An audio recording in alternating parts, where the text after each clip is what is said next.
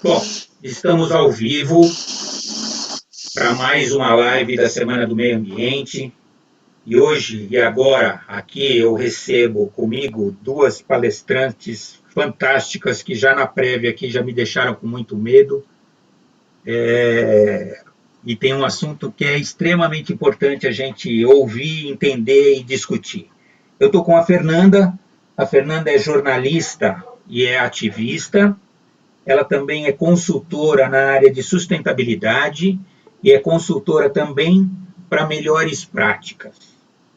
Boa noite, Fernanda, bem-vinda, obrigado pela tua disponibilidade. Tem sido uma experiência muito bacana para a gente aqui o que está acontecendo e eu quero que vocês se sintam totalmente acolhidas por por esse encontro, né, que é raro da gente ver por aí. Maravilha, obrigada. Eu estou agradecida pela oportunidade de estar aí junto com todo mundo nessa nossa luta aí com o propósito de conscientizar para o cuidado do nosso meio ambiente, né? Vamos cuidar. É verdade, precisamos muito, mas você sabe que a gente precisa aprender a cuidar, e é isso que a gente vai falar um pouquinho aqui já já, porque eu vou antes apresentar também a Marlise, e a Marlise ela é bióloga, ela é microbiologista, ela é ecóloga, ela trabalhou numa entidade que está sendo falada todos os dias muito, que é a Fiocruz, que nessa época de pandemia também tem nos dado um suporte muito grande com os testes, enfim, com tudo aquilo que é o papel dela a fazer. Ela também é membro da Associação Brasileira de Combate ao Lixo Marinho. E isso é uma coisa que eu falei para ela que essa live ia durar umas 200 horas seguidas, porque é um assunto que a gente tem que conversar muito, durante muito tempo. Bem-vinda, Marlise. Sei que a gente vai conversar de muitas coisas que, assim como na prévia que a gente conversou um pouquinho aqui atrás, nos deixou com bastante medo. Sei que todo mundo vai ficar, mas é bom. É um assunto que a gente realmente tem que falar. Boa noite, bem-vinda, Marlise. Boa noite, eu agradeço a oportunidade de estar junto com vocês. É sempre muito, eu diria, para mim é excitante, porque é minha estreia, né, nesse mundo de lives e a sensação de estar conectada a pessoas que têm a mesma convergência de ideias, de valores, mesmo que não tenham o mesmo conhecimento, as mesmas capacidade, não é capacidade, mas tendências profissionais, né? Porque as pessoas são muito diferentes. E isso é muito bom, porque se a gente consegue ser ouvido e ouvir as pessoas, a gente consegue construir um mundo melhor. Então, eu agradeço muito a oportunidade e espero que a gente consiga seguir para um mundo um pouco mais sustentável. Com um novo Boa normal, noite né? Um novo normal, é isso aí. Bom, vamos conversar, assim, pelo que a gente conversou um pouquinho antes, eu vou começar com a Fernanda, Marlise, e eu vou falar por quê. Porque, assim, a Fernanda tinha me falou há pouquinho para mim, que a gente tem que reconstruir alguns hábitos. E ela usou como exemplo de a gente passar a ter que colocar as coisas em dois sacos, porque se um está contaminado, a gente colocar ele em dois sacos.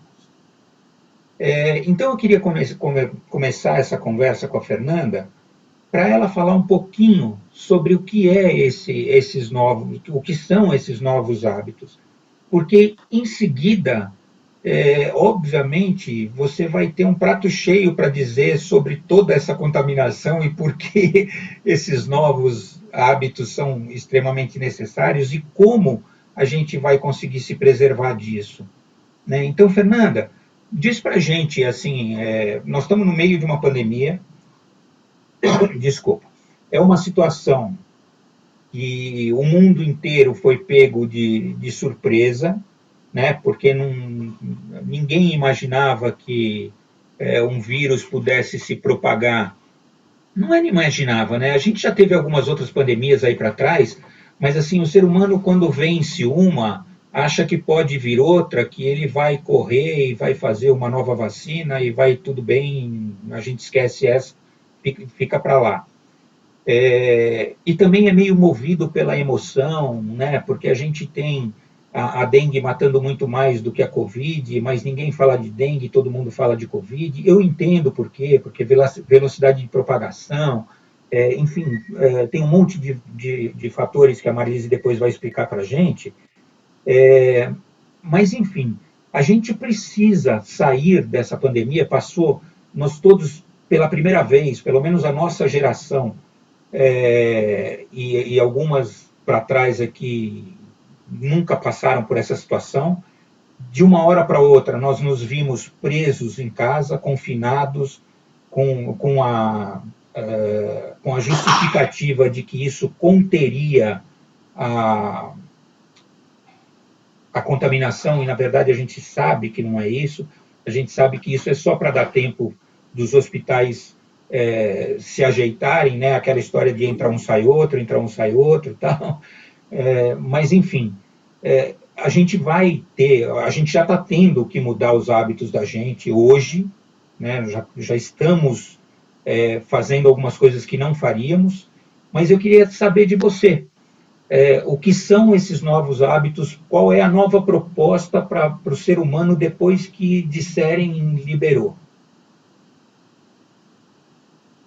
Nossa, a história é assim, né? Eu comecei a trabalhar com lixo porque eu fiquei impactada vendo o lixo se avolumar na Praia de Ipanema, onde eu corria e nadava. E aí lá em 2004 eu comecei a trabalhar aí voluntariamente para conscientizar as pessoas, para fazerem a separação do lixo, porque até então a gente chamava resíduo de lixo, tudo era lixo. Só que aí tinha os lixos lá que eram recicláveis e o que não prestava. E aí, no decorrer dos tempos, a gente chegou aí em 2015 fazendo um grande movimento de combate a canudo plástico, a sacola plástica, uma campanha contra o uso de coisas que você use uma única vez. E aí, agora em 2020, aqui no Rio de Janeiro, a gente teve aí um problema com a água, e a gente não tinha, a nossa água encanada ficou contaminada, e a gente teve que passar a consumir água envasada em plástico. E aí todo aquele trabalho que a gente vinha fazendo, motivando as pessoas a recusarem a compra de garrafa plástica, optarem por vidro, foi por água abaixo. Você viu os caminhões abastecendo todo mundo, os caminhões de água passando. Cara, eu olhava aquilo e falei, gente, é o fim do mundo. Plástico, plástico, plástico, plástico, plástico. Muito plástico. Infelizmente, a gente tem um sistema a nossa gestão de resíduo, ela não é eficiente. A gente tem um plano, a gente tem um planejamento, só que a gente não tem um plano de gestão de resíduos interligado. Então, a gente não consegue sequer...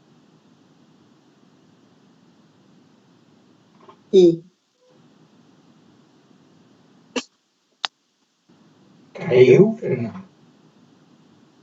Alô, Fernanda caiu? Acho que a Fernanda caiu, né?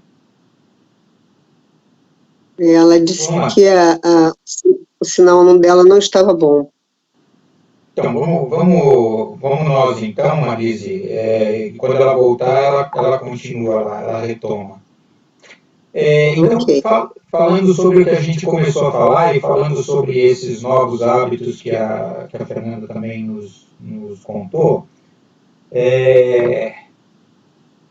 eu fico aqui pensando, eu vou usar 2 sacos, porque um veio contaminado. Mas aí, em seguida, quando eu pegar o outro, eu não estou contaminando o outro. Isso, assim, me desculpa quem está ouvindo, eu posso estar falando uma grande besteira, mas assim, eu não entendo muito bem como funciona esse negócio da passagem desses micro-organismos de um lado para o outro, né? Então, como é que ficaria isso?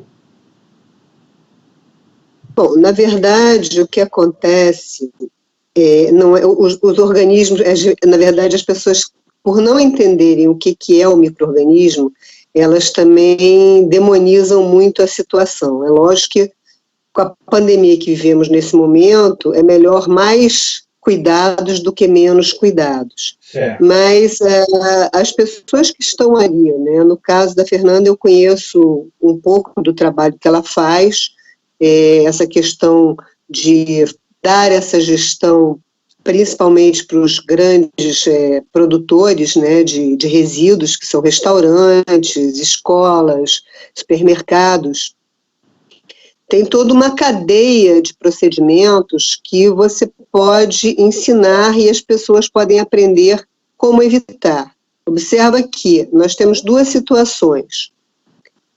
Você tem a situação da pessoa que tem os sintomas, então essa pessoa já teoricamente deveria estar isolada, isso não acontece, né, principalmente nas situações de comunidades que é impossível. Como é que você isola uma pessoa que você acha que está com Covid quando você tem 10 pessoas morando em 12 metros quadrados? Não tem como, né?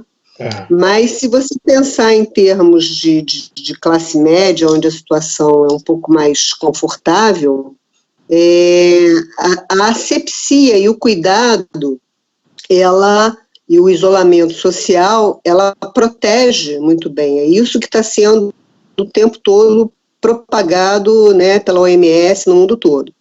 Mas existe uma coisa muito complicada para as pessoas, de um modo geral, entenderem, que é o indivíduo assintomático.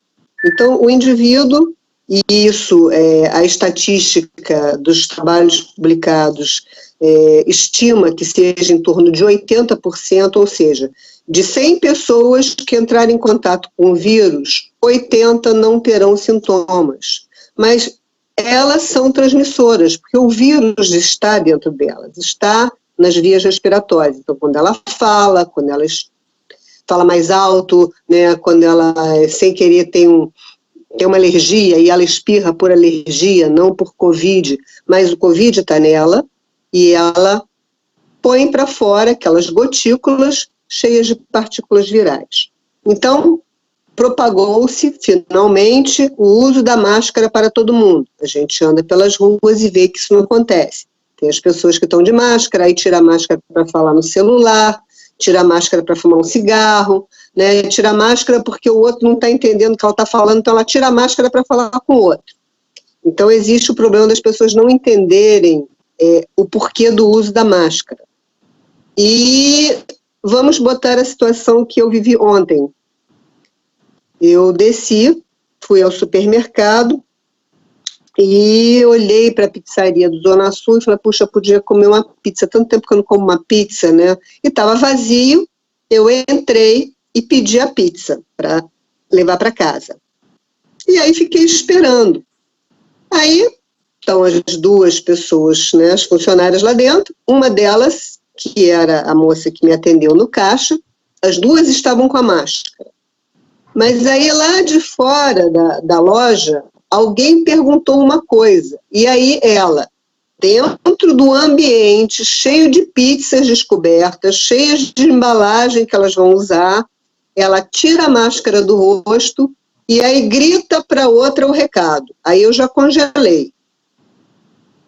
Aí ela sai, vai falar com a outra, ela me viu espantada, achou que era porque ela estava falando muito alto, e aí eu vejo a moça que está no forno colocando as pizzas também sem a máscara. Ela baixou a máscara e botou a máscara embaixo do queixo, talvez porque tivesse calor. E aí eu falei, olha, você vai me desculpar, mas essa máscara tem uma razão, porque na hora que você está tratando com a comida que eu vou levar para minha casa, eu estou tendo confiança que o procedimento está sendo totalmente asséptico, ou seja, mesmo que ela seja uma pessoa assintomática, se ela está de máscara e as mãos estão limpas, nada está sendo passado para a caixa da pizza, para o tomate que ela está botando em cima, ou para o manjericão que não vai ao forno, porque você não bota o manjericão no forno. Se for para o forno, acabou, matou o vírus. Só que o manjericão eu quero comer cru, então eu tenho que confiar que os procedimentos de boas práticas estão acontecendo. E aí, por conta do pessoal que recolhe os resíduos, recolhe o lixo, como a população chama, pensou-se na possibilidade desse material Fernanda voltou, estar contaminado, e aí como evitar contaminar o gari, o catador, ao invés de botar num saco plástico, que é mais frágil, coloca 2. Só que isso tem as suas limitações. Se a pessoa lida com o saco na hora de ensacar e ela está sem máscara, e ela está com as mãos que ela levou ao rosto e ela é uma sintomática, ela está contaminando o saco.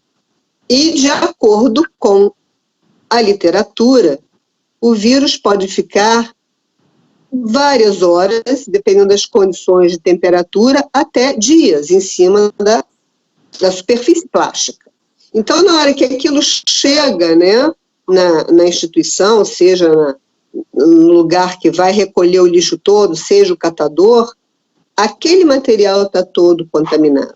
E nós ainda inventamos uma outra possibilidade. Na hora que aquele saco vai para os caminhões que eles compactam, né? Dependendo da posição do saco, se ele não estiver totalmente sem ar, ele pode explodir. E então, esses cuidados é que é necessário que as pessoas tenham consciência, né, de que elas estão lidando com uma invisível. Fernandinha, a bola é sua. Siga em frente.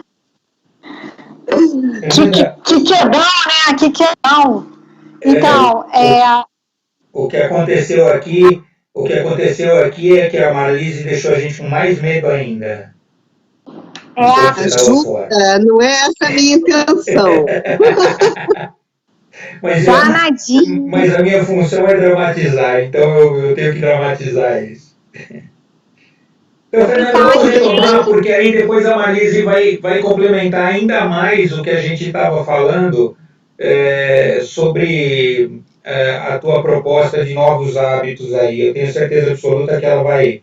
ela já começou, a gente começou a falar em cima do teu início de fala, e eu sei que ela vai complementar. Então, vamos lá. Fala para mim o que você estava falando. E aí, de repente, a gente se vê aí em meio ao uso, tendo que usar máscaras, luvas, eventualmente, álcool gel. Os shoppings agora vão abrir e eles precisam ter dispenser em a cada distância. Acho que um shopping BH falou que está botando 700 dispensers. Então, isso quer dizer que cada dispenser tem um sachê de plástico com álcool dentro. A gente está tendo que recorrer ao plástico, ele está sendo aí utilizado em diferentes itens. E isso é necessário. Isso é necessário. Então, a gente realmente vai ter que... Tudo que a gente vinha motivando os diversos segmentos da sociedade a fazer para diminuir o impacto com relação ao lixo, né? A gente vai ter que rever até mesmo os produtos, os vegetais que estavam vindo embalados em plástico, em sacos plásticos, que a gente começou a protestar que isso não precisava vir embalado em saco plástico. Hoje o saco plástico é uma proteção para o alimento. Olha que loucura.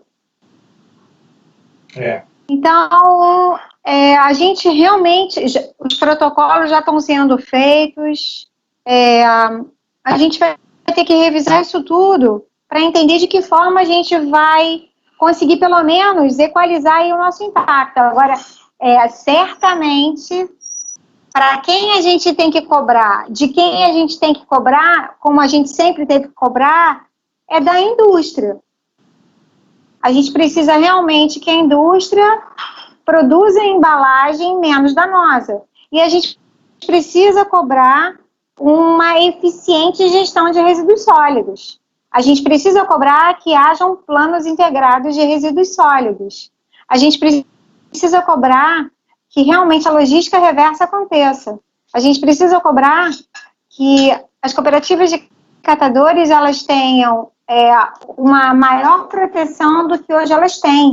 Elas precisam realmente se tornar uma instituição, não sei se, não digo uma instituição, mas os catadores e as cooperativas, elas não podem mais continuar funcionando como funcionam. Se hoje a gente tem uma companhia de limpeza urbana que abriga, que através de concurso público hoje dá trabalho a 20 mil pessoas, e se a gente tem aqui no estado do Rio de Janeiro mais de 4 mil cooperativas, qual é a diferença entre esses, né? E por que a gente também não pode dar um tratamento melhor para essas pessoas? A gente está fazendo uma campanha agora,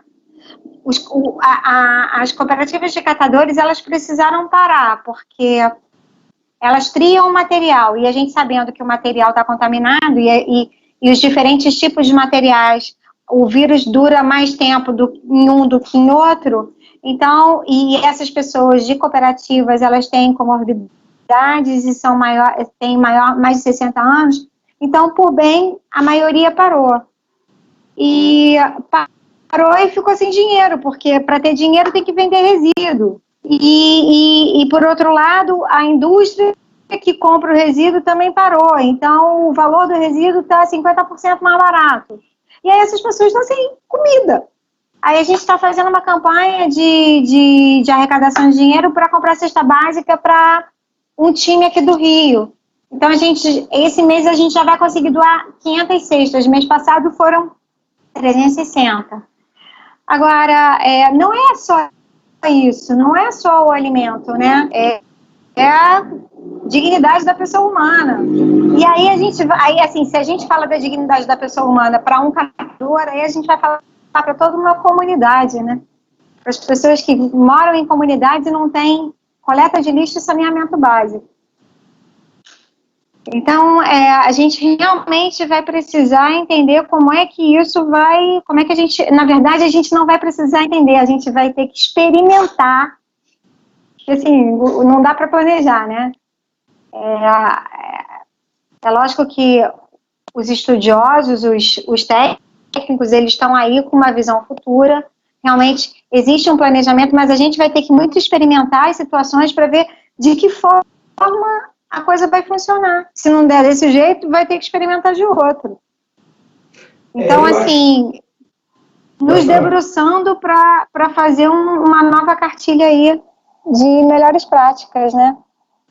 Então, você sabe, Fernanda, que assim, você até vai brigar comigo com o que eu vou falar agora para você, mas eu sempre, nas minhas palestras, nas intervenções que eu faço sobre meio ambiente, eu sempre disse que o plástico foi uma das grandes invenções do ser humano. A gente teve a roda, né, que a gente não tem nem o que discutir, mas o plástico está entre uma das grandes invenções do ser humano.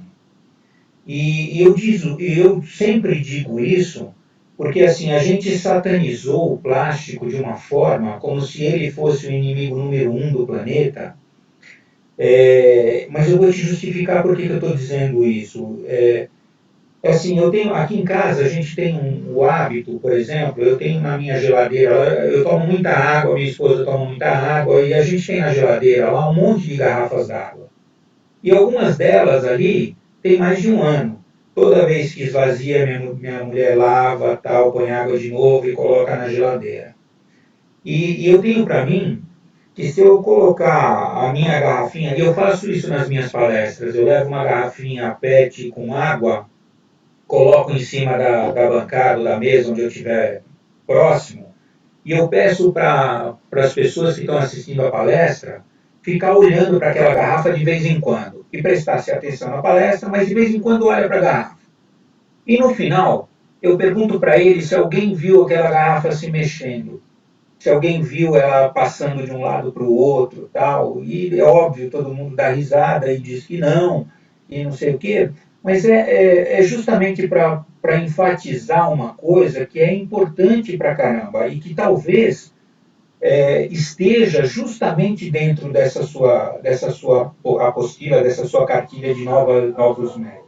Porque assim, se depender de mim, eu vou colocar essa garrafinha aqui em cima, ao meu lado, onde ela está, essa aqui que eu tomo água, eu vou deixar ela aqui, se eu voltar daqui 450 anos, ela está aqui. Né? Talvez ela esteja começando a se desfazer ali e tal, mas ela está aqui. Então, o grande problema não é o plástico. O grande problema é a ação do ser humano. Porque se eu destinar isso para o caminho certo, eu não vou ter os problemas que eu tenho. E aí eu concordo com você em par e passo. Né? A gente precisa de um monte de coisas. A gente precisa que, de fato, tenha coleta seletiva, que, de fato, isso seja reprocessado, que a logística reversa funcione, que políticas públicas sejam feitas e tudo mais. Mas, mais do que isso, a gente precisa se conscientizar da responsabilidade que a gente tem. Nós estamos presos em casa e a natureza está se refazendo. Né? Por quê? Você parou de consumir? Você parou de ir ao banheiro? Você parou de gerar resíduo sólido? Você parou? Não! Mas o que acontece é que nós não estamos jogando isso na praia. Ela está indo erradamente para o lixo. Mas ela está indo para o lixo. Né? Ela não está mais, eu não estou mais jogando o coco que eu tomava no calçadão onde eu corro, eu não estou jogando mais na areia. A garrafinha que eu tomava durante a minha corrida, eu não estou jogando mais ela no chão. Então isso está dando uma nova visão, uma nova dimensão para o que você está falando. E de verdade acho que assim, nós vamos... Eu tenho dito nessas lives que eu estou... tendo uma relação de amor eterno com as pessoas que vêm palestrar aqui, porque eu não quero nunca mais perder o contato com vocês também, porque isso que vocês estão falando, junto com o que eu estou ouvindo com as outras lives, isso está enriquecendo o meu conhecimento e eu sei que eu posso fazer muito mais por outra pessoa com tudo isso que vocês estão me falando. Mas a minha preocupação ainda continua sendo o ser humano. Né? Assim, nós precisamos entender que nós precisamos mudar os nossos hábitos. Tudo bem, você não tem coleta seletiva, tudo bem, joga no lixo. Mas é no lixo, não é no chão. Né? Porque no lixo, o cara vai fazer tudo errado. Ele vai levar para o lixão. Ele vai jogar lá e vai aterrar aquele negócio. Né? Tá tudo errado. Mas não está na rua, não vai para o rio, não vai para o oceano, não fica na mata, não fica no chão, e essas coisas todas que acontecem. Então é só para te provocar mais. O mote da ação de limpeza do Dia Mundial de Limpeza de Praia ano passado foi esse, né? Lixo no chão não. Então, é perfeito isso. Minimamente, lixo no chão não. E assim, na atual conjuntura, isso já tinha que estar ultrapassado, né? Infelizmente não está. Vide as máscaras por aí, né? Pois é. Mais uma vez, é o ser humano não fazendo o que tem que fazer. Né? Marlise, em cima disso tudo que ela falou e da provocação que eu fiz, como é que a gente fica com os nossos micro-organismos aí? Bom, antes de falar dos micro-organismos, eu vou pegar aí o gancho, né, da sua defesa ao plástico e lembrar que não existem só um tipo de polímero, né? Na verdade, existem mais de 100 tipos de polímeros diferentes. A gente se liga muito no plástico visível, né, que é o que a gente chama de macroplástico, e que a gente usa no nosso cotidiano, mas existem vários outros polímeros que a gente nem sabe que estão ali, tecidos sintéticos, por exemplo, e tudo que vai, né, dentro daquela categoria do que a gente chama de microplástico.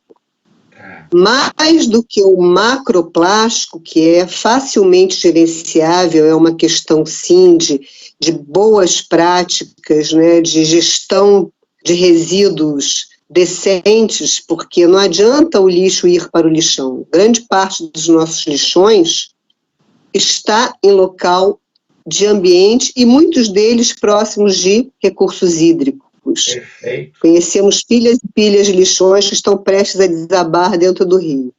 Mas o que eu queria falar era basicamente do microplástico, que vai, né, de encontro à escala onde eu vivo, né, que é do micro e do nano, e que ninguém vê, e que por isso é difícil de controlar, e que nós ainda não temos técnicas para mitigar. Não existe tratamento. Quando o microplástico ele passa, tirou o macroplástico, a água passou pela estação de tratamento, mas o microplástico fica. E, na verdade, hoje, as grandes ilhas, né, que nós falamos, aí mostram a foto, né, do lixo flutuante, grande parte, mais de 70% é plástico, mas naquelas ilhas flutuantes, tem um filme muito interessante que eu sugiro aos meus alunos e as pessoas que querem entender, que é o Oceano de Plástico. Quando a mergulhadora vai por baixo e eles filmam, né, o que acontece por baixo você tem uma grande sopa, é um oceano denso de microplástico. E esse microplástico, ele pode ser o microplástico primário, que são as micropérolas que saem das fábricas, né, como fonte de plástico para ir para todas as indústrias, fazer todo tipo de artefato que nós usamos, e que de vez em quando o navio tem um acidente, uma tempestade, aqueles contêineres liberam aquelas bolotinhas todas, e aquelas bolotinhas todas vão parar aonde você possa imaginar. Elas já foram detectadas do Ártico à Antártica, em toda a cadeia alimentar, inclusive em água mineral. E isso é o que a gente tem que ter em mente, que além da questão do comportamento, é aquilo que a Fernanda colocou, existe uma responsabilidade dos produtores. E nós temos que conhecer, a gente está até tentando fechar um artigo de uma linguagem, né, simples para as pessoas entenderem o que é esse microplástico, porque quando a gente compra hoje os tecidos sintéticos, quando você lava, ele também libera fibras de microplástico. E tudo isso vai para o meio ambiente, porque não tem como você barrar o microplástico. A água está saindo da sua máquina de lavar ou do seu tanque, as microfibras vão passar, na melhor das hipóteses, vamos falar do pessoal que tem tratamento de esgoto. Então, a minha água foi para o tratamento de esgoto, mas o microplástico saiu naquela água tratada. E foi para os rios, e foi para os oceanos. E ela está dentro dos micro-organismos que fazem a base da cadeia alimentar dos oceanos. Então, nós estamos hoje com um problema de uma ordem tão séria que não se tem muita noção. Agora está entrando, né, um movimento que começa agora em 2021, a década do oceano, que é exatamente um movimento para tentar construir uma ciência do oceano, onde o mundo inteiro, né, se propõe a pensar, produzir conhecimentos, buscar os saberes tradicionais, difundir esses conhecimentos e esses saberes em todas as esferas, né, do pescador ao acadêmico, ao político, para que nós consigamos implementar soluções, porque para alguns problemas nós temos soluções, para outros não.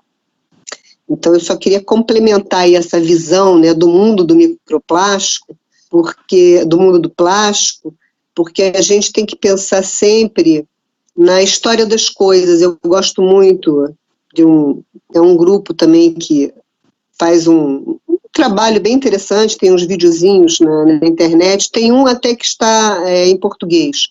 Ele é antiguinho, mas ele fala da história das coisas, que é pensar que o plástico, sim, ele é uma invenção maravilhosa. Eu concordo com você.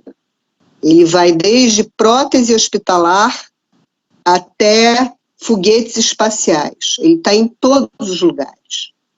Mas não só a fonte dele é terrível, porque ainda é o petróleo, como a gente tem essas outras consequências para as quais nós ainda não temos respostas e nem boas práticas.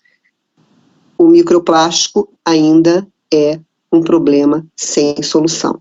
Então a gente precisa diminuir, na medida do possível, exigir, né, que haja um incentivo para a produção de plásticos biodegradáveis. Existem esses plásticos, só que são caros, e a indústria não é estimulada, né, para que isso seja trocado, porque em certos níveis eles podem, né, uma classe média, média alta, pode pagar um plástico biodegradável, mas não paga porque tem o outro mais barato à disposição.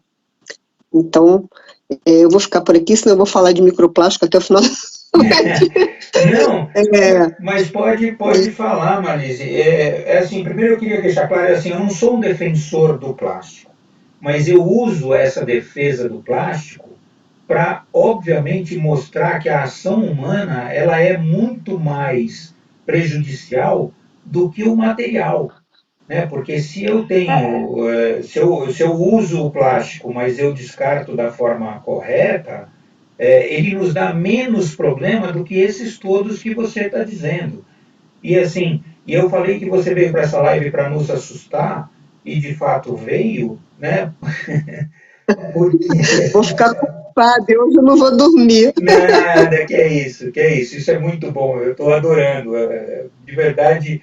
Começou ontem, mas essa está sendo minha melhor live. Eu acho que, de verdade, são informações extremamente importantes que vocês duas estão trazendo para isso. Mas eu digo que nos assustar ainda mais, porque, assim, de fato, eu assisti esse filme que você falou, e quando fala do microplástico, esse documentário, quando fala do microplástico, é uma coisa que você fala, bom, então tá bom, então realmente não tem saída. Né? Não existe, nós estamos aqui perdendo tempo falando de educação ambiental, de novos hábitos, etc. e tal. Se isso já está, isso já comprovadamente, pelo menos eu li, você pode confirmar isso já está inclusive na nossa alimentação. Né? A gente já está ingerindo alimentos com microplástico. Então, se a gente não toma uma atitude, não é hoje, né? Se a gente não toma isso lá em 1970, na Convenção de Estocolmo, se a gente não toma uma ação lá, isso não reverte mais, né? Porque se a gente imaginar quanto de plástico tem aí na Baía de Guanabara, quanto tem nessas ilhas de plástico, quanto tem aqui na Guarapiranga, na Billings, que são fontes de tratamento não, são fontes de água para tratamento, se a gente imaginar quanto disso tem, a gente para de comer e de beber hoje. Não é isso? Mas não podemos, né? A questão é essa, a gente não pode nunca olhar a coisa, pelo menos essa é a minha opinião, né? Primeiro, sem a esperança de que haverá uma solução. Nós ainda não temos uma solução para o microplástico, né? Então,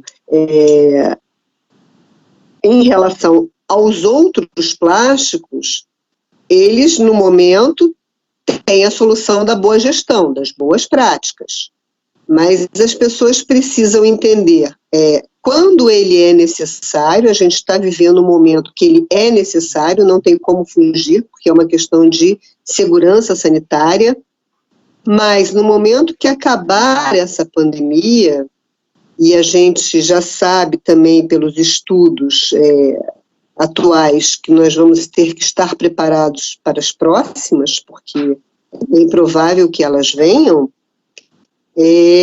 buscar nesse ínterim, né, novas cartilhas, pressionar para que as políticas públicas, no caso do Brasil, elas sejam realmente implementadas de uma forma inteligente, porque tem muita gente capaz, né? Eu tenho visto aí o trabalho do pessoal da ABS, buscando construir esses protocolos, políticas públicas. Tem muita gente bacana, né, nessas organizações que fazem as limpezas de praia, que fazem educação ambiental. É um conjunto de coisas. As pessoas precisam entender com o que elas estão lidando. As crianças têm que aprender, desde cedinho, né, como já aprendem, a colocar os seus resíduos no lugar certo, a fazer a sua separação de resíduos. E a gente caminhar para uma diminuição de contaminação do meio ambiente. O que está contaminado, a gente vai ter que ter a esperança de que o conhecimento e as novas tecnologias, né, que as inovações consigam dar conta. Nós temos hoje muitas soluções para o recolhimento desse macroplástico nos oceanos, nos ambientes naturais, e dar uma destinação, não sei, nada que eu não conheço em detalhes.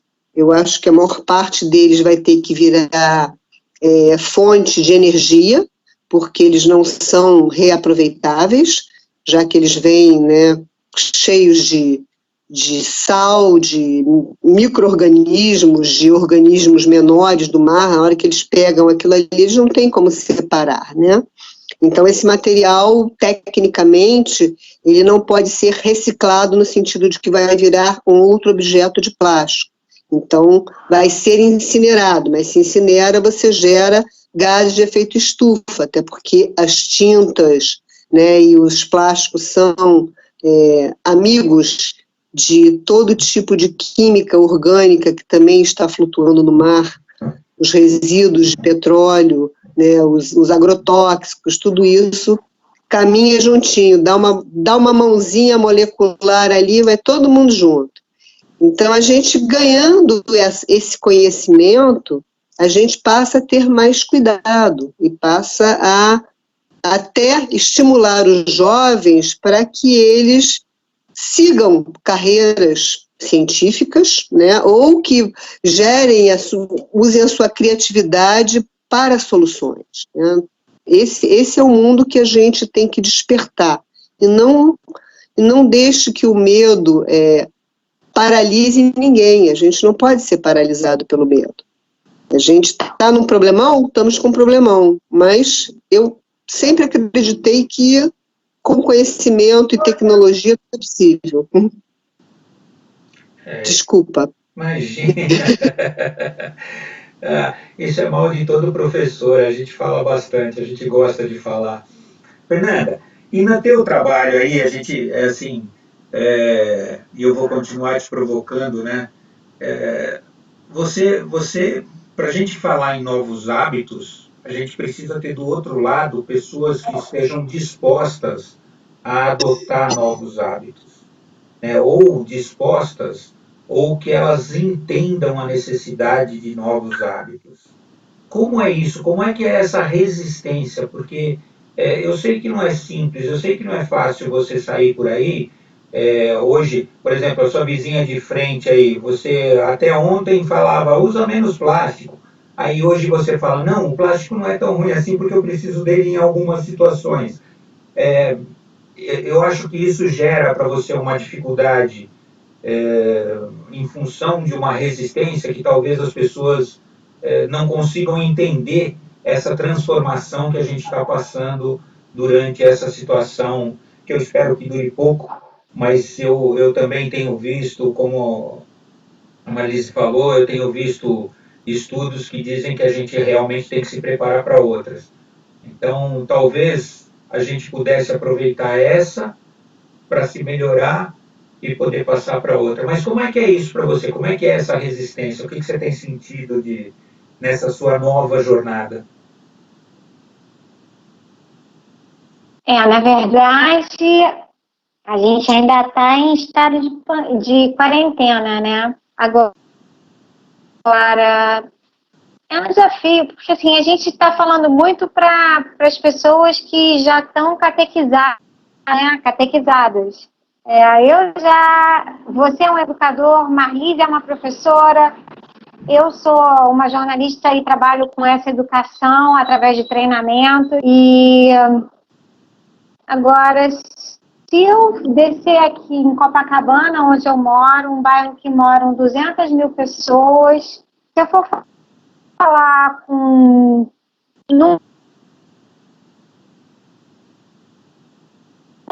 os donos de boteco aqui, os caras vão olhar para mim e falar assim, lixo, lixo é lixo. Que nós vamos separar o resíduo? Resíduo, o que é isso? É lixo. Então, assim, a gente tem aí a gente tem diferentes nichos, a gente tem uma sociedade muito...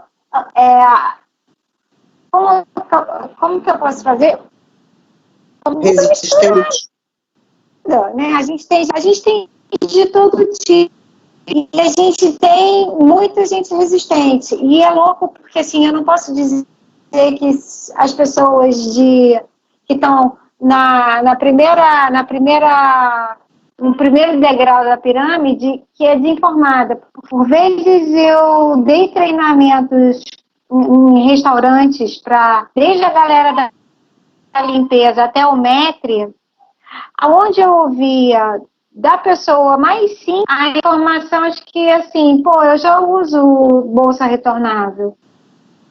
A Coca-Cola que eu compro, ela já é retornável. Né? A pessoa mora lá na comunidade, mas ela tem essa preocupação de comprar uma coisa que vai e volta, que não vai gerar lixo. E ela não sabe disso, na verdade, é uma coisa tão orgânica que é contribuir para não contaminar o meio ambiente. Então, ele vai e adota aquela prática que ele entende lá de uma forma muito simples que pode acontecer. Agora, a gente...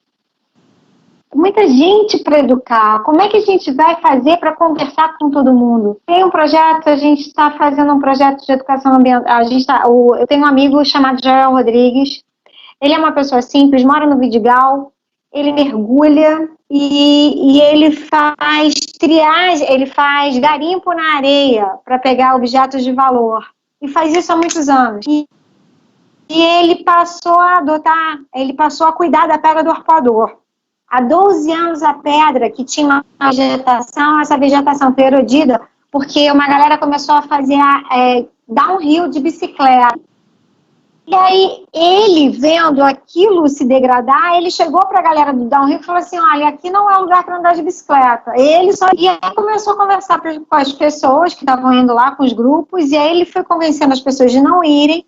Depois que ele conseguiu cessar essa prática na pedra, ele começou a replantar as plantas ali naquele ambiente. 12 anos depois, a pedra está uma coisa de louco, ela tem 25 espécies de vegetação de restinga, e ele fez isso sozinho, ninguém pagou nada para ele todo dia vai lá e cuida. Então, ele é um exemplo que as pessoas observam, todo mundo ali no entorno sabe que ele faz isso, mas as pessoas que frequentam a pedra, elas continuam não tratando a pedra, não tratando aquele ambiente com respeito, assim como todos os outros ambientes não vêm sendo tratados com respeito. A questão é que você falou do pertencimento. Ele está negativo, né? Porque a sensação de que me pertence, ela é inexistente, né? E como é que a gente faz para aflorar esse comportamento cidadão, de você querer realmente cuidar de tudo aquilo que está no seu entorno e de se envolver mais com política, inclusive, né? Porque se a gente não tivesse virado tantas costas para a política, eu fui uma que a vida inteira tive verdadeira ojeriza. E a gente não estaria aí. Então, assim, é um desafio porque tem pessoas que têm muita compreensão, são pessoas inteligentes, mas não estão nem aí. E você tem pessoas simples que estão querendo fazer muita diferença, que qualquer contribuição que elas deem, que elas percebam o que elas estão fazendo, por onde, para diminuir esse impacto no planeta, aquilo para elas é um motivo de alegria. Eu vou te provocar de novo, porque assim, eu entendo 1000% tudo isso que você falou. E eu acho que essas pessoas, eu acho que o grande problema e é óbvio, isso não é uma generalização, tem pessoas que são diferentes, mas assim, o que eu vejo é que muitas pessoas, o grande problema, o grande entrave da coisa, são de fato as pessoas inteligentes. As pessoas que não são tão inteligentes ou não são, né, nesse nível social que a gente está falando, a gente não está falando de inteligência intelectualmente falando. São ignorantes, né? Ignorantes de algumas Isso. A gente vai dizer que são ignorantes de alta informação, né? Exato. Então, essas pessoas, elas às vezes são assim porque elas herdaram esse conhecimento. Por exemplo, vou só dar um exemplo para ficar claro. Jogar o homo pela janela para cair no riachinho que sai de trás de casa, aquelas pessoas que moram naquela região que não tem saneamento básico, não tem nada disso, às vezes fazem isso sem conhecimento do que estão fazendo. Por quê? Porque a mãe fazia e até hoje todo mundo fazia e nunca deu problema nenhum e elas continuam simplesmente fazendo. Agora, aonde chega a informação, que é, na verdade, aonde a gente tem um poder de transformação, teria um poder de multiplicação maior, porque a gente tem esse conhecimento, os valores passam a ser diferentes. Então, eles não olham para isso, eles sabem que isso é importante, mas eles não olham para isso como sendo um valor intangível. Né? Eles olham para isso como sendo um valor comercial. Eu vou te dar um exemplo. Eu tive aí no Rio de Janeiro com um grande apresentador de TV, fui falar para ele sobre um programa de educação ambiental, sobre a necessidade de fazer exatamente isso que você está fazendo, não como novos hábitos, mas eu fui mostrar para eles a importância dessa informação chegar para esse público de menos conhecimento, de mais dificuldade de chegada de informação, etc. e tal. E esse cara virou para mim e ele me recebeu. Né? Conversamos pessoalmente, isso não foi de fora, ele me recebeu. E ele disse para mim assim, putz, Fred, olha, eu vou dar uma pensada, mas eu não vejo muito bem como encaixar isso na televisão. E por que ele falou isso? Porque eu estava levando para ele alguma coisa que era de mais longo prazo, que era de mudança de hábito de fato. Ninguém muda o hábito simplesmente falando, olha, põe essa caneta aqui, e esqueceu. Ele vai por onde sempre pôs. Né, onde sempre, a menos que todos os dias ele mude a posição da caneta. Então, porque era de longo prazo. Sabe por quê? Porque uma semana depois, ele foi fazer uma ação de limpeza de praia aí na Baía de Copacabana. Eu estou tentando ver alguém que possa ir voltar nessa praia para ver como ela está hoje. Porque foi uma ação de meia hora.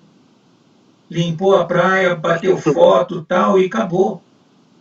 Então, são pessoas que eu acho que poderiam ajudar o nosso trabalho muito mais se eles entendessem que isso é um valor que não tem negociação.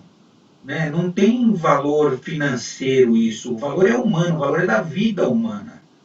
Né? O valor é de sobrevivência no planeta. Porque se for assim, uma hora acaba. Né? O planeta vai continuar e nós vamos ser extintos. Uma hora isso vai acabar. Ou por uma pandemia, ou por, enfim, mas mais por nossas ações.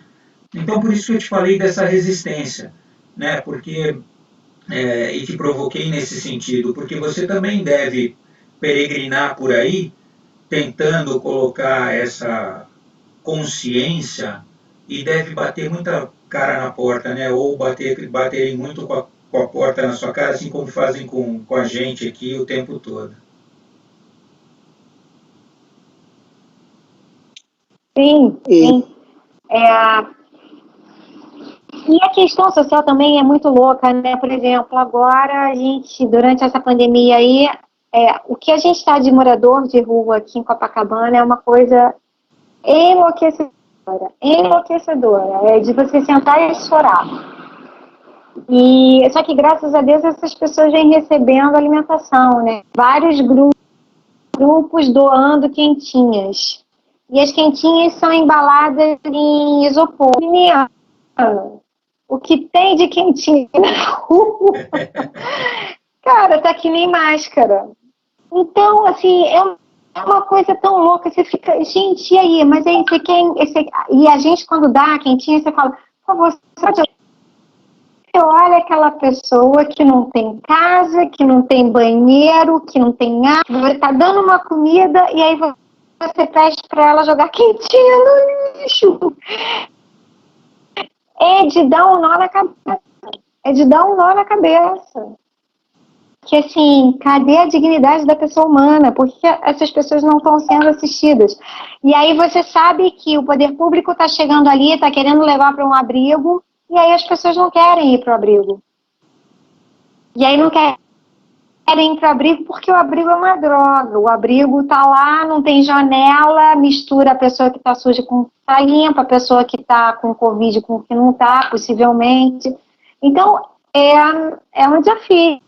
É um desafio você organizar isso tudo e entender de que forma você vai chegar a todos os públicos, porque o 1% está catequizado, 1% aí está gerando lixo zero, né? Tem menina aí que faz blog, que mostra lá o vidrinho com 1 ano de lixo, está dentro de um vidro. Mas o mundo não é. Você entra no supermercado e você vê de que forma o produto está chegando ali. Tudo está embalado. E agora mais ainda. Os hortifrutis têm lá seus vegetais. Antes a gente estava com problema de epidemia de obesidade. E aí os hortifrutis estão oferecendo agora os produtos, as frutinhas, os legumes, todos cortadinhos em potinhos de plástico. Para uma pessoa que está gorda, vai ser melhor ela comprar aquilo cortadinho que vai facilitar o consumo dela, ou é melhor ela continuar comprando os biscoitinhos, porque se ela não comprar daquele jeito em plástico, ela vai ter preguiça de cortar. E aí? Olha que loucura. Voltamos ao ponto. São tantas variáveis. Mas e a indústria que precisa entregar uma embalagem para a gente melhor. Sim, é isso aí. São soluções multidisciplinares, multilaterais, como a gente está usando agora esse termo, né? E as pessoas, enfim, a gente tem muitas frentes para batalhar junto ao que é oferecido, né, para a grande maioria, e essa grande maioria está em escola pública, né, que a gente sabe que poucas funcionam, né, e os programas, eu trabalhei 25 anos dentro do Pedro II, que é uma escola pública,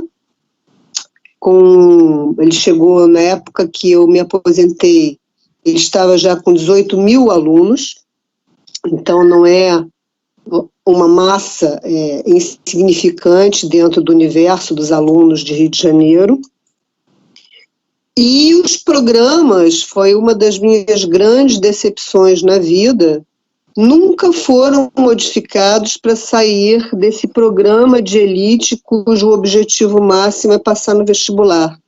E aí um dia eu cheguei, eu já estava de coordenadora, perguntei qual é o percentual dos nossos alunos que realmente entra numa universidade, porque eu sei que a maioria, quando terminar os que chegam ao final do 2º grau, que é uma minoria, eles têm que trabalhar, a família está esperando que eles ganharam um conhecimento e eles vão virar uma mão de obra, um trabalhador com um salário que vai ajudar dentro de casa.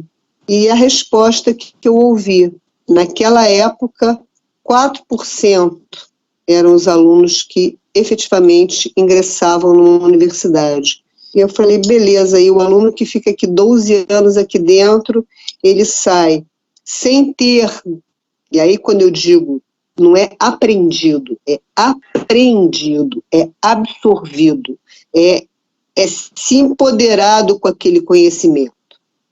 Ele não tem noções básicas, né, de cidadania, ele não tem noções básicas de matemática doméstica, ele não tem noções básicas de ecologia e educação, porque tudo é um conteúdo para passar no vestibular, que acaba virando uma coisa que você memoriza e que não tem relação com a sua vida cotidiana.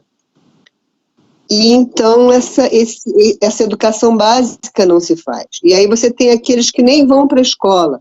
Aí você tem aquele que vai para a escola e volta para a sua comunidade, mas ali não tem recolhimento de resíduos, não tem saneamento básico, não tem água para lavar a mão.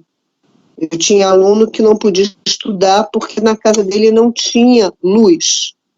Então, como de dia ele tinha que ajudar a mãe, ele estudava na parte noturna. Quando ele chegava em casa, ele não podia estudar mais. Então, a gente está falando de um projeto de país que, ou nós que temos essa consciência, formamos essa grande rede, né, para mover alguma coisa, ou nada vai acontecer. E nós vamos ingressar na próxima década do século XXI e vamos continuar com os mesmos problemas, caminhando para um mar que em 2050 vai ter mais plástico do que peixes.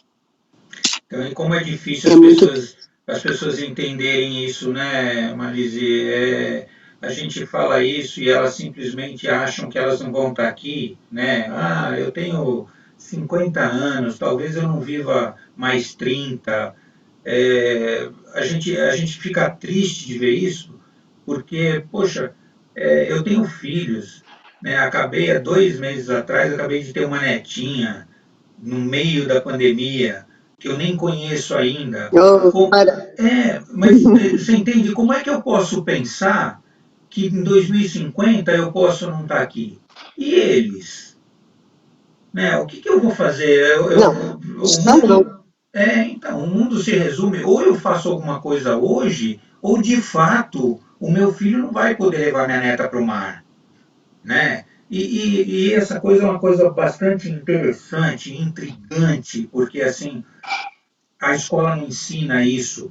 Quer dizer, hoje até está ensinando, mas a escola não ensina isso, que o mar ele é responsável por, no mínimo, 50% do oxigênio que a gente respira. Eu digo no mínimo porque tem autores que dizem que até 90%. Então, 80% é a média. Então, você entende? É assim, pô, e qual é o... A gente fica focando no desmatamento, vou deixar claro aqui para não gerar dúvidas, não estou defendendo um em detrimento do outro. Em detrimento ao outro, sim. Mas a gente fica focando no desmatamento e o mar, que tem uma importância muito maior nesse quesito, pelo menos, a gente negligencia, a gente deixa para lá e a gente fala que, tudo bem, o mar está longe, né? O pulmão do mundo é que a gente tem que salvar. Então eu me preocupo bastante com isso e Marlise, eu queria te perguntar assim, o que a gente espera, né? O que a gente tem que esperar, e aí já na tua área como bióloga, dessas novas pandemias, assim, esses estudos, a gente, como eu te disse, eu li alguma coisa já que a gente tem que realmente se preparar para novas pandemias, mas no que se baseia isso, né? Hoje o Covid, ninguém sabe de onde partiu, todo mundo gosta de dizer que a China produziu isso em laboratório e soltou para o mundo e que eles querem dominar desse jeito, enfim, cada um fala o que quer, mas assim, o que é que a gente tem que esperar, né, para as novas pandemias? Bom, esperar não é bem o termo, porque na realidade isso é bastante imprevisível, né? A gente tem que entender o seguinte,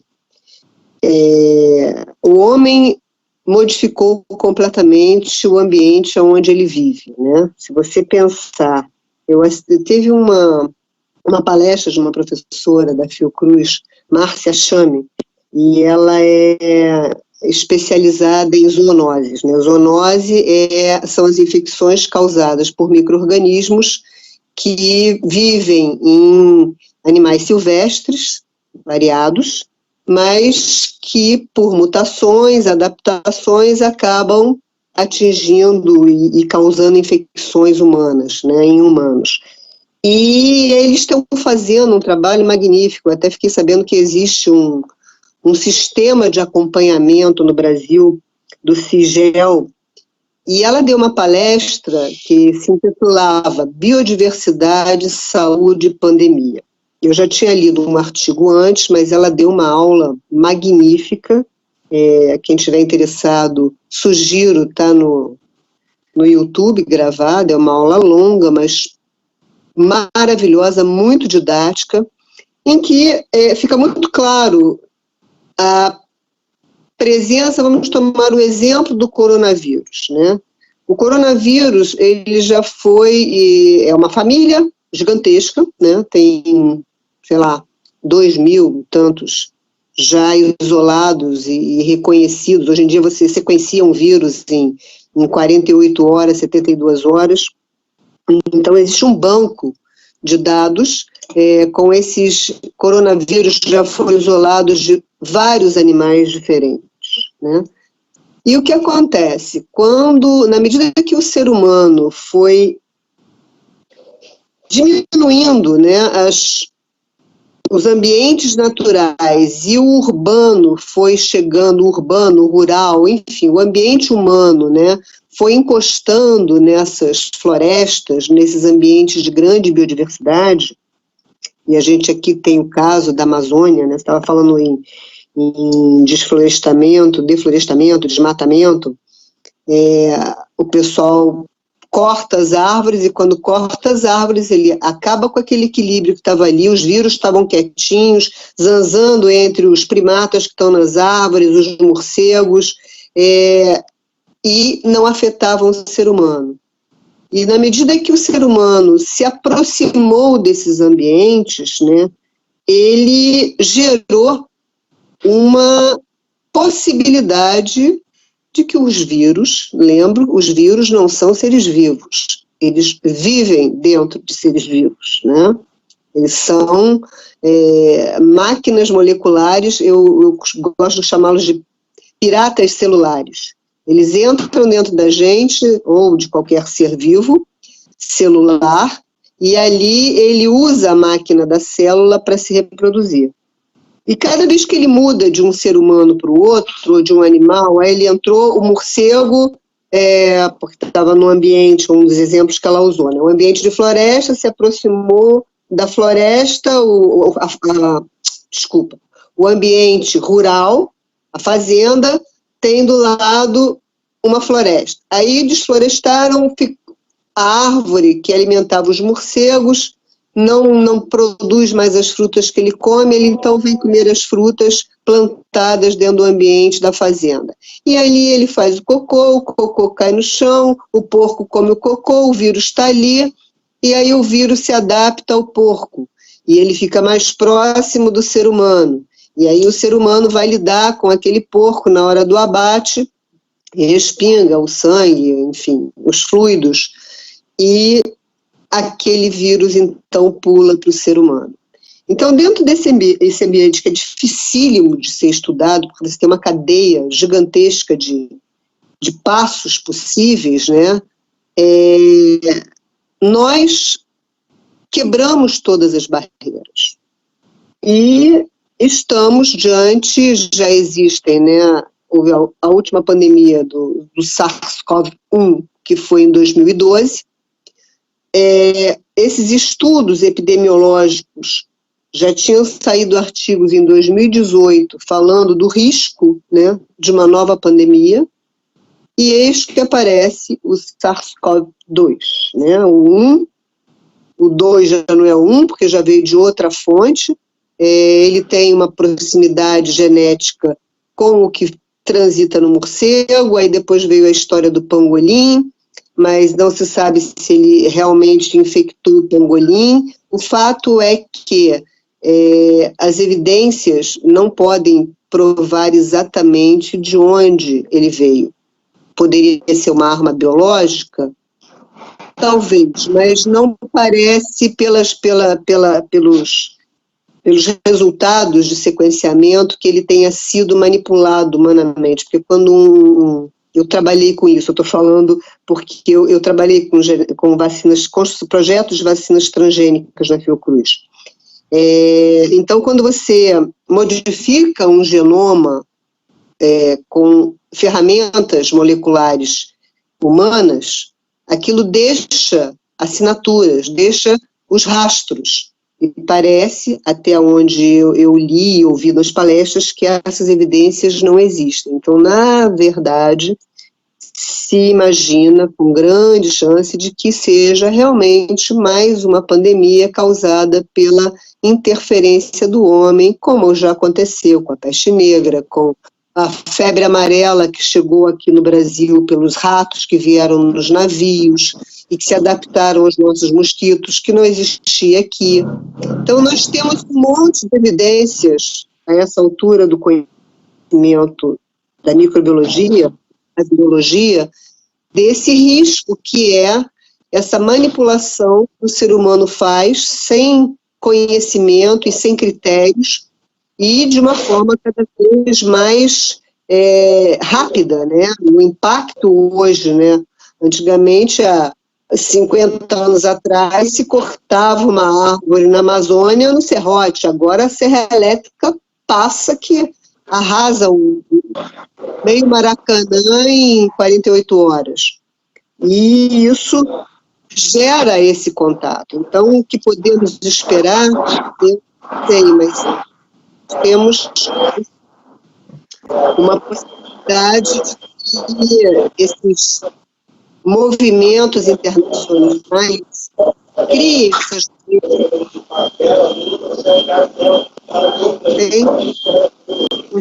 Uma interferência de algum lugar, não é daqui não.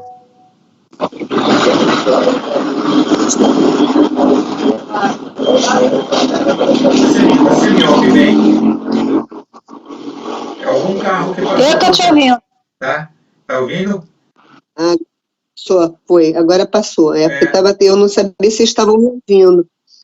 Então eu acho que o que a gente tem que ter em mente é o seguinte: a gente está vivendo um momento que ecologicamente a gente chama de clímax da sucessão ecológica, né? Você tem aquele momento de adaptação, tem essa curva de subida da população, das novas tecnologias, e nós chegamos naquela curvinha, né, em que a natureza já está de tal forma modificada que os equilíbrios que existem, né, estão ameaçados, estão seriamente ameaçados.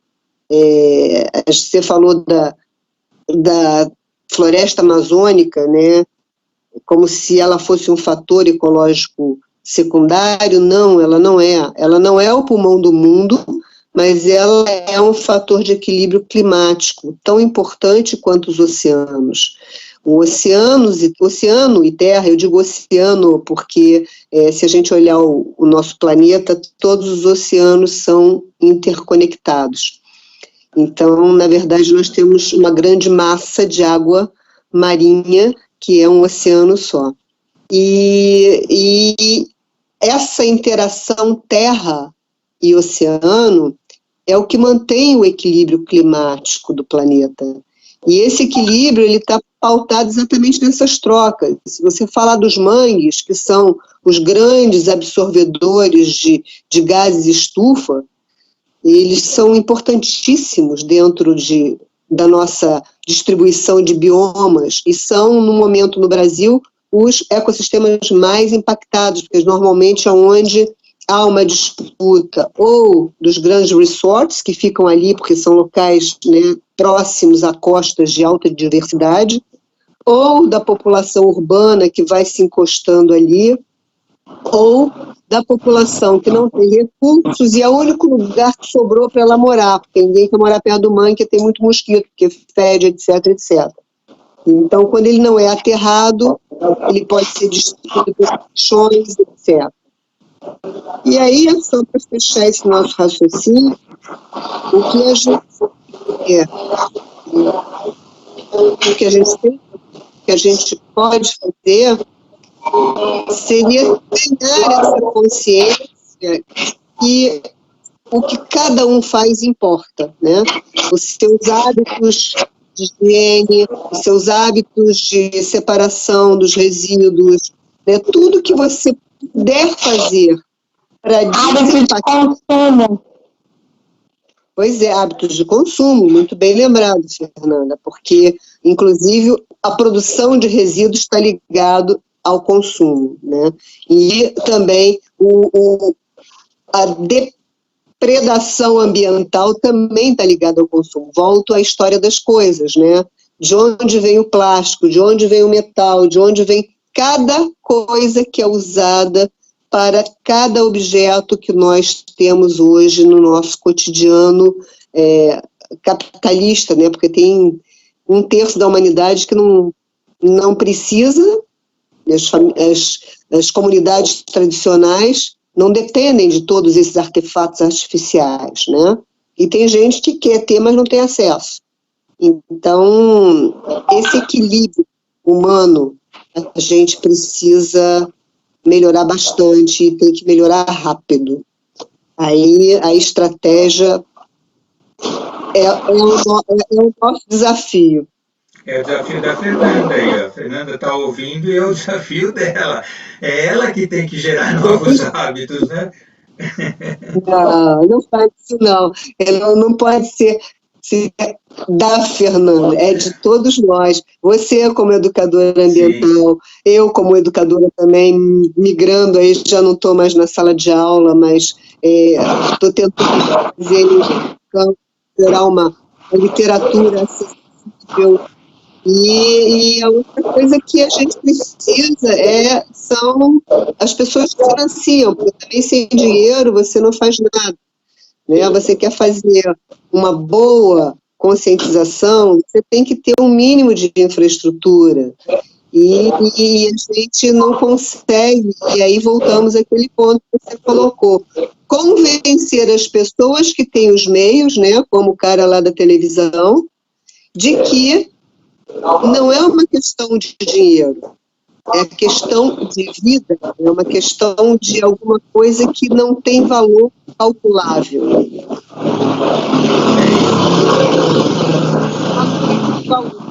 É uma outra coisa que nossa cultura é cultura da economia, tudo é capital. E esse é um grande problema, né? Isso, Mira. Esse é um grande problema. Alô? Porque... Oi, estamos aqui. Está me ouvindo? Pode falar, Fernanda. Estou ouvindo. Está ouvindo? Então, esse é um grande problema, porque quando a gente fala de cultura, Marlise, a gente fala de uma transformação de longo prazo, né? De médio e longo prazo. Infelizmente, você já teve em sala de aula, eu também, não sei se a Fernanda teve essa oportunidade, mas a gente vê que a cultura, ela só, no Brasil isso acontece, ela só se modifica quando existe algum interesse pessoal. Né? Então, cada pessoa muda os seus hábitos quando a gente tem algum interesse pessoal. O brasileiro, infelizmente, não está voltado para uma cultura de solidariedade. A gente vê ações pontuais de solidariedade, mas que são sempre voltadas para o marketing. Porque aquelas que são de coração, a gente não vê exposto na televisão. Né? Aquelas ações solidárias que transformam, que geram impacto, elas não estão na televisão. Elas estão no sopão que a Fernanda distribui e que a Fernanda não vai para nenhuma emissora dizer, olha, estou distribuindo sopão. Ela vai para quem leva roupa ou cobertor e não precisa divulgar isso. Mas o brasileiro em si, ele só se une quando tem grandes calamidades. Então aí, quando foi o caso de Petrópolis, aí no Rio de Janeiro, você vê todo mundo se mobilizando, o Brasil inteiro mandando coisas para aí, mas a gente esquece que isso acontece todo dia. Todo dia tem gente precisando dessas coisas, né? O tempo todo. E a gente não vê essa ação o tempo todo. A gente só vê quando é grande calamidade. Bom, então tá. Então hoje, como é que funciona? E eu estou dizendo isso, é até um desabafo, porque assim, a gente está trancado dentro de casa. No comecinho da quarentena, os vizinhos diziam assim, olha, se precisar de alguma coisa, me fala, eu faço, não sei o quê. Hoje, ninguém nem mais fala nada. Né? É como se tivesse passado, bom, acabou aquele boom e tal, vamos para cima de outra coisa. Então, eu acho que esse é também um desafio teu, né, Fê?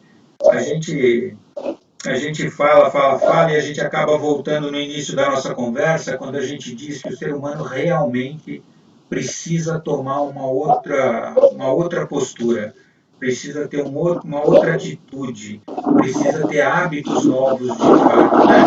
Então diz para mim como é que você vai fazer isso daqui para frente. Antes dela responder, deixa eu já fazer uma coisa. Você falou que você saiu da sala de aula, que você está tentando achar um caminho.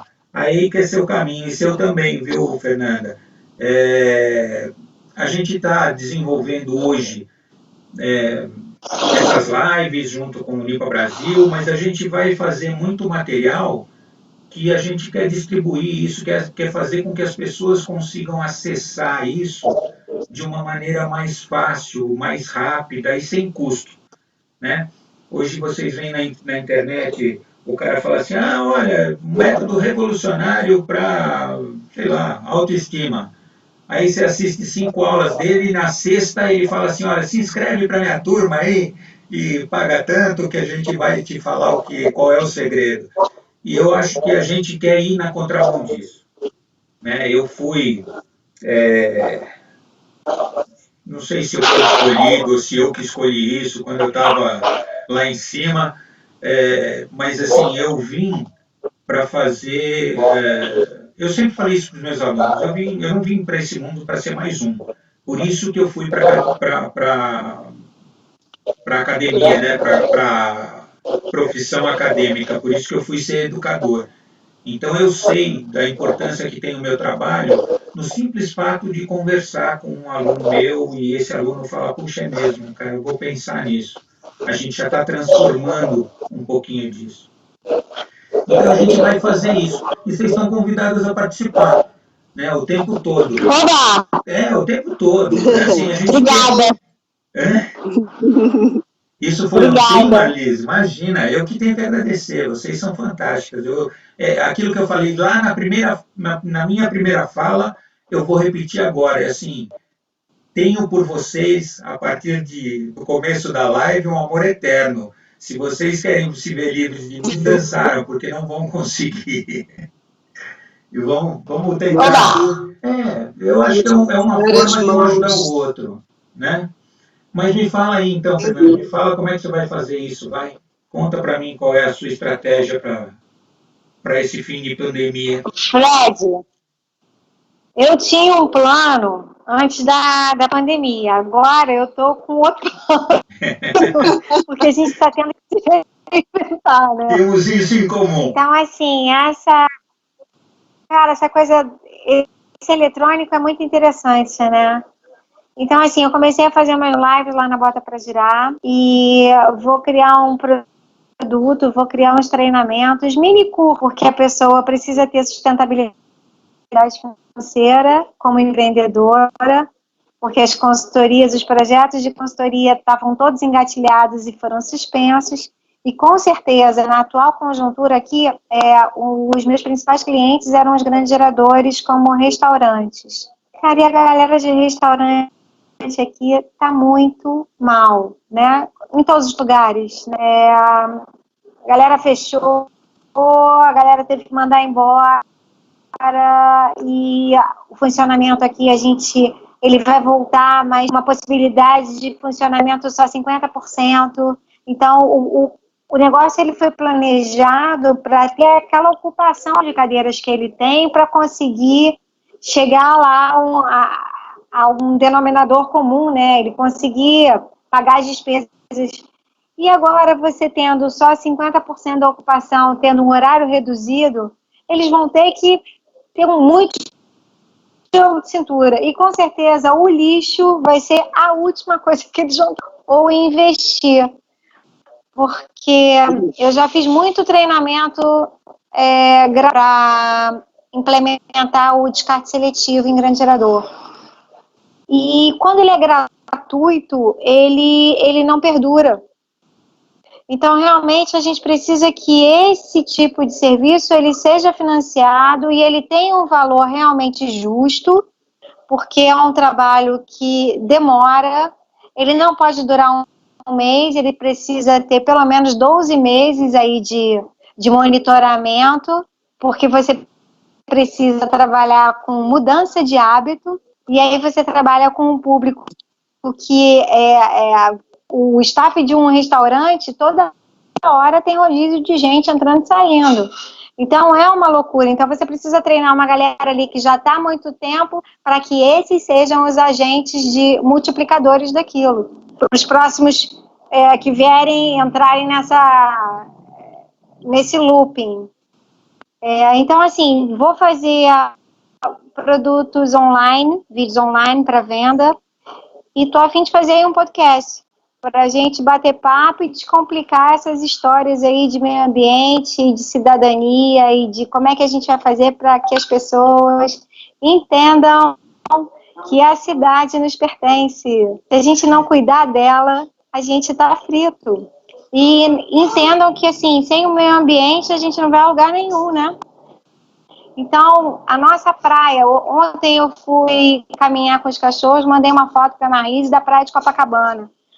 Cara, a praia tá loteada, a areia, ela tá fincada de pau de ponta a ponta, é a coisa mais horrorosa do mundo. Então, assim, o que eu imagino? Feira livre, os caras vêm lá de não sei aonde, com uma Kombi cheia de verdura, legumes, aí montam a barraca, expõem a fruta, vendem, recolhem tudo e vão embora. A galera que usa a praia, ela tem que passar a fazer isso. Não dá para deixar aqueles paus todos espetados na areia. Agora tem uma atividade que se chama beach soccer, que virou moda aqui. São redes que tomam pelo menos uns 4 metros de distância, e aí a rede fica estendida, esse trecho da areia está interceptado, e você que está caminhando, se você estiver na reta da rede, você tem que fazer esse desvio ou para o calçadão ou para a beira-mar.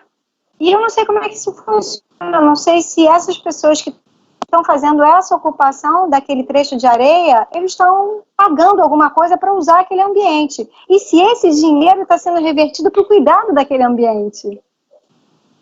Difícil. Então, assim... Mas isso não é publicamente verificável, não, Fernanda? Porque, na realidade, eles não podem fazer isso, e se estão fazendo com uma licença da prefeitura, é questionável, porque a praia é pública. Não Mas pode tem ser a licença. Na verdade, a gente vai ter um bate-papo, Marlise, lá na Bota Pra Girar, na próxima semana, com a Ana Gabriela, que é da APA, da Orla Marítima aqui do Rio de Janeiro. E mesmo antes disso, eu vou levantar essas informações, a gente até pode depois se encontrar para vocês. Porque realmente, e essa é a hora, mediante essa quarentena, a gente vai retomar a vida. É o momento da gente começar a ordenar as coisas que estavam em desordem. Né? Aproveitar que a gente vai ter menos gente na rua, se bem que já está uma loucura. A poluição sonora já voltou, vocês estão ouvindo aqui, né? Sim. Eu estou aqui do lado da janela. Não tinha nada, só tinha passarinho e ararinha, agora já está uma loucura, é caminhão, é ônibus. Agora eu acho que assim, é uma oportunidade da gente realmente tentar voltar para a rua, tentando organizar mais a coisa, mas a gente tem agora também um problema aí que vai ser um problema da economia que vai virar um caos social bem grande. Então a gente tem que ser otimista, mas a gente também tem que enxergar aí qual é a realidade da situação. Então eu vou nessa, eu vou tentar falar aí pelos canais virtuais e de máscara eu vou a campo. Por enquanto não posso ir não, porque o negócio é sério, né? A gente pode ter até, né? Espera chegar ao pico, pelo menos. Agora é que o governo mandou tirar os dados, né, das estatísticas internacionais, ele mandou tirar o Brasil da estatística do Johns Hopkins. Gente, o que é isso? O que a gente está vivendo? Como é que existe uma estatística internacional e o ministro simplesmente da Saúde manda tirar os dados do Brasil, porque diz que a contagem está errada? Isso não existe. Marlise, você não pode ser injusta. Pode ser que ele tenha saído de casa em casa contando. Você não sabe, poxa. De repente... Não, eu acho que se tem um erro, ele primeiro procura o erro e depois ele modifica os dados que estão online. Ele não pode ir lá simplesmente e apagar os dados do país, de uma pandemia planetária. O Brasil é uma coisa à parte. Enfim, eu não quero começar a falar desse assunto, É o que a gente vê em todo o WhatsApp. É o que a gente vê sempre no WhatsApp, né? A NASA precisa realmente estudar o brasileiro, né? Porque realmente o que acontece é fora de série. Os psiquiatras todos, tem que fazer a OMS, é um caso à parte, Então é isso. Meninas. Vamos, mas a gente não vai desistir. Isso. Então, aí a gente tem os canais da Bota Pra Girar, da ABLM. Eu sou uma associada da ABLM. Sou uma das fundadoras da associação. E foi por conta dela que eu comecei a meter a cara na areia, fazer ação de limpeza só, catar latinha, chorar. Aí a pessoa me olha assim, mas por que você está chorando? Vocês estão largando lixo na areia. Ai, menina, vamos ajudar ela então a catar. Aí juntava todo mundo e catava. Nós vamos fazer o seguinte. Eu faço parte de uma certificadora de mergulho. Eu trabalhei minha vida toda com mergulho e eu faço parte de uma certificadora. Então... eu mergulho também. Mergulho também? Eu também mergulho. Olha que beleza. Mergulho. Então, mas por que a gente, então, não monta? Assim, todo mês de setembro, esse ano eu não sei quando vai ser, mas todo mês de setembro, o Limpa Brasil, ele traz para o Brasil um evento chamado Dia Mundial da Limpeza, o Clean Up Day. O ano passado nós fizemos isso, nós juntamos muitos grupos e fizemos isso mais terrestremente falando. Por que a gente não se junta e faz uma ação dessa nos oceanos? A gente tem gente aí da NDL, que é essa certificadora, chama National Dive League. A gente tem mergulhadores aí no Rio, a gente pode fazer uma ação dentro dessa ação do Clean Up Day, a gente pode fazer uma ação no mar, já que a associação cuida disso, por que não divulgar isso e a gente fazer uma parceria para fazer um evento desse? Eu assino embaixo, até porque dentro dos nossos associados a gente tem vários mergulhadores, inclusive acabamos de receber o Caio Salles, que é da Verde Mar também, que é um mergulhador, a gente mergulha junto de vez em quando, e ele faz uma ação também de limpeza né? Bem interessante na Praia Vermelha. Ele trabalha junto com o BG500, que é outro associado nosso, o Ed, que tem um filme incrível também, que vale a pena mostrar nas suas ações de educação ambiental, chamado Lixo Vivo. Ele fez junto com o pessoal da Sea Shepherd. Então, tem muita coisa que a gente... Mas é como você falou, é tudo muito picadinho, né? Porque como a gente não tem infraestrutura para poder dar visibilidade, a BLM está praticamente recomeçando aí uma nova fase, e a gente conta que a gente vai conseguir formar essa rede, né? Porque sendo uma associação brasileira, a gente tem associado, tem o Joaci, que está no Ceará, com o projeto Limpando o Mundo também, que é maravilhoso. Então tem muita coisa boa, que se a gente juntar esforços, talvez a gente consiga, junto com o pessoal que já está aí, né, fazendo coisas impressionantes, que tem muita coisa que é aquela ação do ficar bem na fita, né?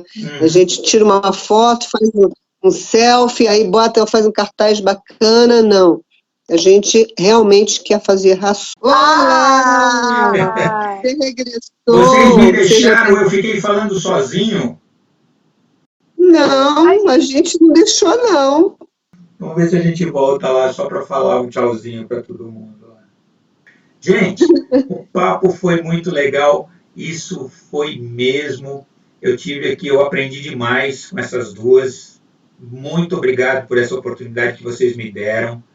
Eu quero colocar os nossos canais todos à disposição de vocês, dos projetos de vocês, o que a gente puder divulgar do trabalho de vocês, por favor, não se acanhem, façam isso, a gente divulga em tudo que a gente puder, tá?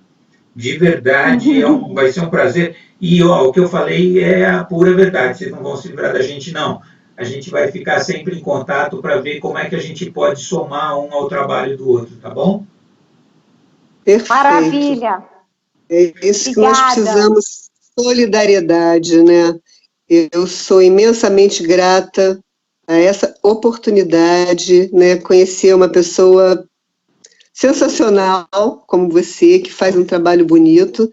E, bom, tá junto da minha amiga Fernanda, que eu não tenho nem palavras, né? A Fernanda sabe o quanto eu admiro, desde que a gente se conheceu, a gente se colou e a gente não se larga, né? Enfim, estamos aí para enfrentar esse desafio, né? E essa cola passou para o lado de cá. Que bom. Então, vai valer a pena e a gente vai seguir em frente, né? Eu estava falando com a Fernanda que eu queria me despedir lembrando uma frase, né, do livro do Krenak, O Amanhã Não Está à Venda, recomendo a todos, que é uma leitura rápida e de uma lucidez impressionante. Então, ele tem uma frase que eu não vou lembrar literalmente, né, devia ter até pego o texto, mas é aquela coisa de lembrar que se nós, ao sairmos dessa pandemia, voltarmos à nossa normalidade, aí a gente pode botar aspas e aspas, né, não terá valido a pena os milhões de pessoas que morreram. Então, que esses milhões de pessoas que continuam morrendo, nos sirvam como uma bandeira para essa luta de mudança de uma normalidade que não é sustentável. Perfeito. Boa noite. Vou até comprar o livro, anotei aqui, ó, O Amanhã Não Está à Venda. Vou até comprar, porque é fantástico, é uma posição de verdade muito boa. Você tem Kindle? Se você tiver Kindle, você baixa de graça. Aliás, tem na internet PDF, também grátis. Ah, é? Eu tenho Kindle também, mas eu vou, então, vou ver e vou baixar isso hoje, porque se ele fala um negócio desse no livro, o livro não pode ser ruim nunca. Não, é maravilhoso, é maravilhoso. Ele começa a separação que ele faz do conceito de humanidade, subhumanidade, é impressionante. E tem o seguinte, como é que é? Estratégias para adiar o fim do mundo, é o que veio após desse. Vale a pena ler os dois. Vamos estar anotando já aqui. E você, Fernandinha? Diga lá. Adorei. Temos um desafio aí à frente. já era bom, né? Agora vai ficar melhor. Porque agora a gente vai ter que falar com o povo virtualmente. Uma galera que ainda não tem conectividade, comunidades. Olha só, cara, vamos ter que sair da caixinha. Agora é uma oportunidade linda, porque esse povo todo está sendo enxergado e a internet vai ter que chegar agora nesses lugares todos, e saneamento vai ter que chegar, e a gente vai ter que cobrar, e está sendo lindo esse movimento que a gente está fazendo de pressionar secretários, presidentes, vereadores, deputados. A galera está vendo que quem manda aqui somos nós, o povo, e cada vez mais eles vão sentir isso na pele. Então vamos embora, vamos botar para girar. Tomara. Conta comigo, o que vocês precisarem daqui de São Paulo, ou se a gente precisar falar com os contatos que a gente tem por aí, por favor, não perde contato, pede ajuda e nós vamos correr para ajudar vocês onde vocês estiverem. Beleza. Maravilha, obrigada. Mais um segredo. Nós vamos pedir ajuda também. Com certeza. Mas nada ruim. De mão dupla. Mas nada ruim. Sempre que a gente pede ajuda é para também ajudar a tudo isso que a gente falou acontecer. Que as pessoas consigam trabalhar com suas consciências, com seus reinventar, né? Porque hoje todo mundo está se reinventando, então que todo mundo consiga. Esse é o tipo de ajuda que a gente pede, né? Que a gente seja uma célula multiplicadora de boas ideias, de bons hábitos e de bons valores. Fechado, meninas? Maravilha. Obrigado. Ubuntu. Um beijo, boa noite. Obrigado, boa noite para todo mundo. Obrigado para quem assistiu a gente até agora. E olha, de verdade, tem contato para as pessoas fazerem? Tem Instagram? Tem alguma coisa assim, Fernanda? Para elas se engajarem nessa briga toda? @bota pra girar e @ABLM. Então, pronto. São os nossos perfis no Instagram. E aí, qualquer coisa, manda direct pra gente. Maravilha. E o seu, Marisa, igual? Igual. @ABLM. Tá, então tá aí. O site é ablm.org.br. Quem quiser conhecer um pouquinho do que a gente faz, tá muito jovem, que a gente acabou de fazer o site, mas a gente vai dar umas comidinhas para ele ficar mais gordinho. Isso, vamos chamar a ajuda desse povo que está assistindo a gente aí, que com certeza absoluta eles vão fazer diferença no nosso trabalho também. Tá bom? Meninas, de coração... Obrigada a todos. Tchau. De coração, 2 horas que passaram que a gente não sentiu. Vocês são fantásticas. Obrigado mais uma vez, tá bom? Obrigada. Beijo. Todo mundo que assistiu a gente também. Beijo, beijo. Beijo, tchau. Tchau, tchau.